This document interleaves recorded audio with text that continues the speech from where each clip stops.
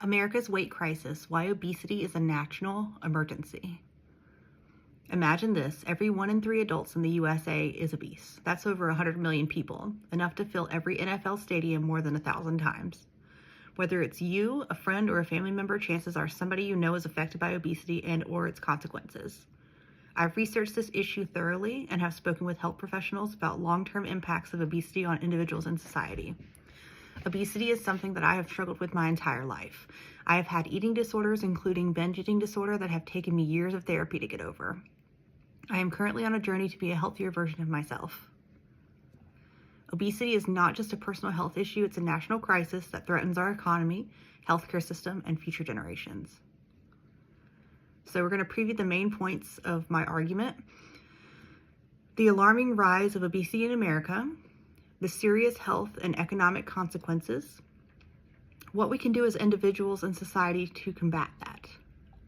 So, the alarming rise of obesity in America is over 42% of US adults are obese.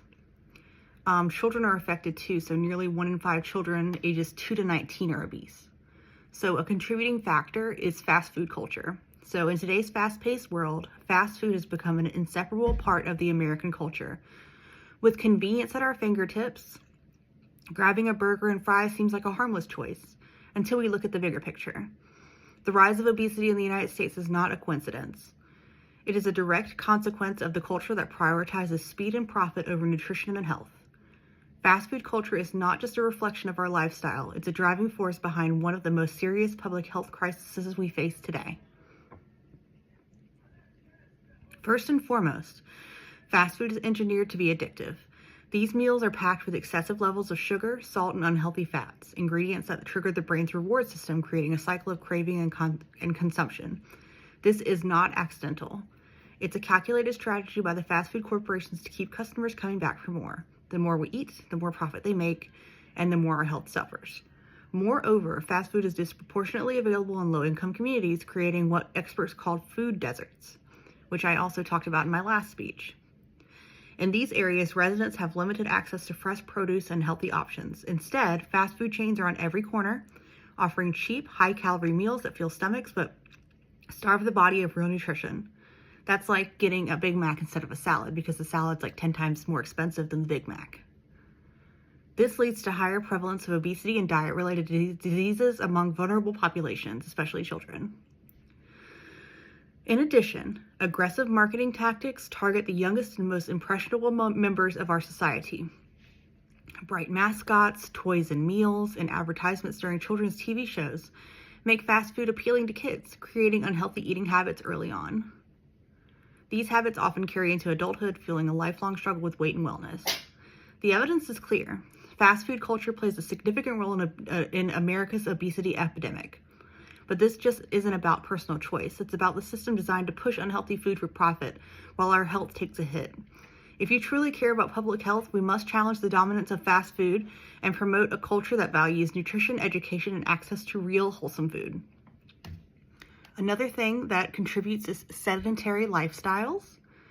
So in a country known for innovation and opportunity, there's an alarming rate that one of the biggest threats to public health is something that is as simple as sitting. Sedentary lifestyles, marked by long hours of sitting at desks, commuting in cars, and binge-watching screens.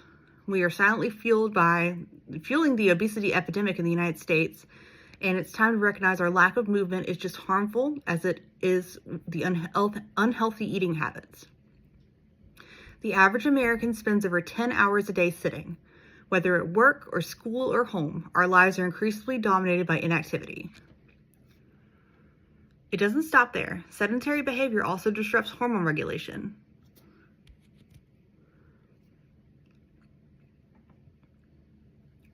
Technology has made life more convenient, but it's also removed many of the natural opportunities we used to have for physical activity.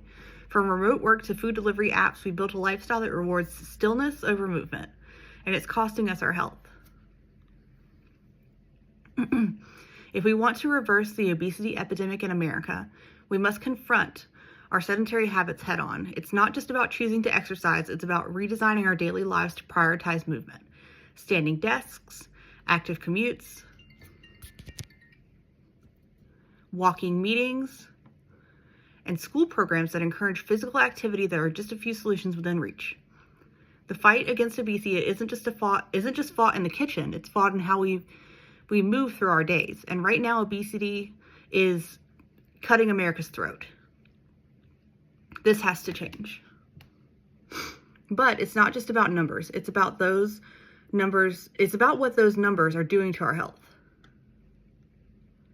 So with the health and economic consequences, we have a higher risk of heart disease, diabetes, stroke, and certain cancers, reduced life expectancy, and quality of life. There's a big economic burden, estimated $173 billion per year in medical costs. Lost productivity, disability, and early death affect the entire economy. Mental health connection. Obesity often leads to worsening depression, anxiety, and low self-esteem. Obesity in America is often viewed through a lens of physical health, diabetes, heart disease, and high blood pressure that dominate the conversation. But there's another, less visible side to obesity that's just as damaging, and it's a deep connection to depression and low self-esteem. The truth is, obesity doesn't weigh down the body, it weighs down the mind. Living in a society obsessed with thinness and unrealistic beauty standards, individuals who struggle with obesity are often judged harshly. They face body shaming, discrimination, and even ridicule from strangers, peers, and sometimes even their own families. This constant negativity can erode a person's sense of self-worth and lead to feelings of shame, isolation, and despair. Over time, these emotional wounds can develop into clinical depression.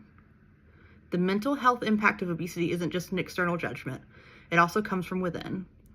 People who are battling obesity often feel frustrated, trapped in a cycle of failed diets and self-blame.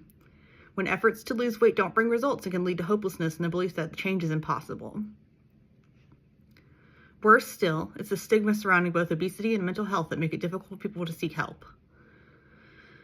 Instead of being met with compassion, they're often told to just lose weight, as if it's that simple.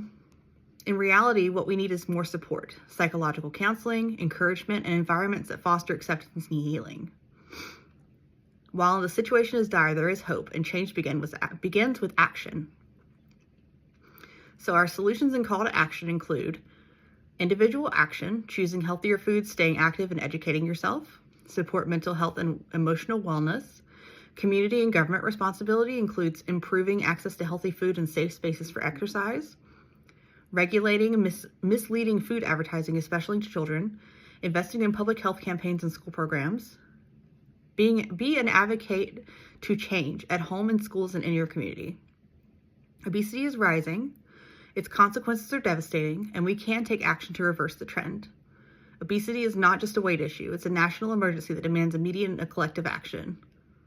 So it's time to act now. Let's choose health over convenience, awareness over ignorance, and prevention over regret. Together we can turn the tide. Thank you.